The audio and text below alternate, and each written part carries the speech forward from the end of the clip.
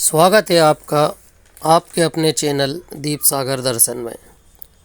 दलितों का रास्ता रोकना, उनके जुलूस पर पथराव करना और उन्हें घोड़ी से उतारना, ये हमारे भारत देश के गांवों में आम बात है।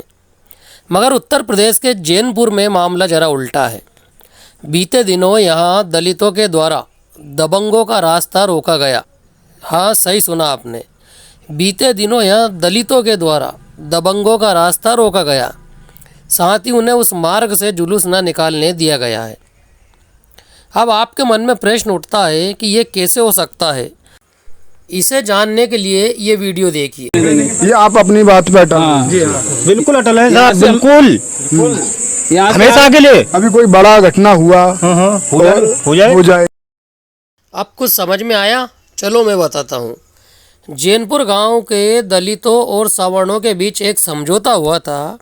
डॉक्टर अंबेडकर की जयंती के उपलक्ष्य में दलितों द्वारा गांव में एक चल समारोह निकाला जा रहा था, मगर गांव के दबंगों द्वारा इसे रोक दिया गया और कहा कि यह चल समारोह इस मार्ग से नहीं निकलेगा।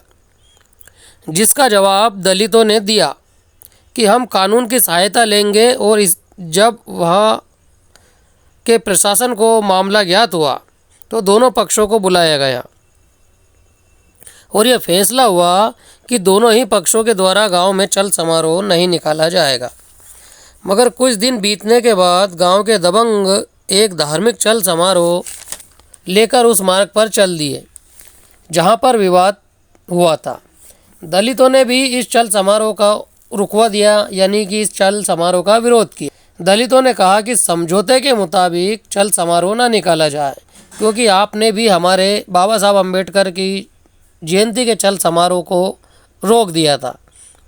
परंतु दबंग लोग नहीं मान रहे थे।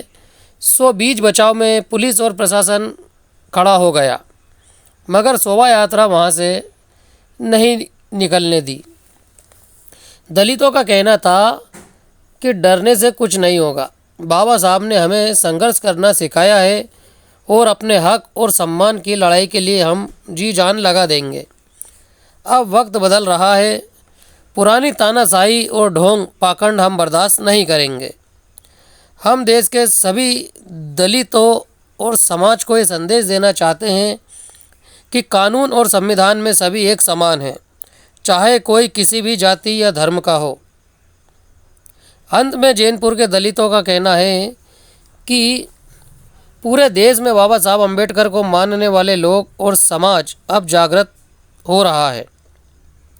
हम सब मिलकर इन मुश्किलों से सामना करने को पूरी तरह से तैयार हैं। यदि ये दबंग या सवर्ण हमें ज़बरदस्ती डराते हैं, धमकाते हैं और हमें धोखा देते हैं, तो इसका पूरी तरह से जवाब दिया जाएगा।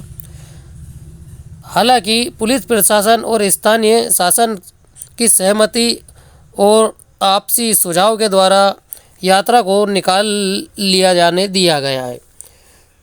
लेकिन दलितों का कहना था कि अब कोई सवर्ण या मनुवादी तानाशाही करते हैं या संविधान का पालन नहीं करते हैं तो पूरी ताकत के साथ उनका विरोध किया जाएगा। इस पूरे मामले पर आपकी क्या राय है? क्या दलितों को अब दबाए रखना इतना आसान है? कमेंट में ज़रूर बताइए।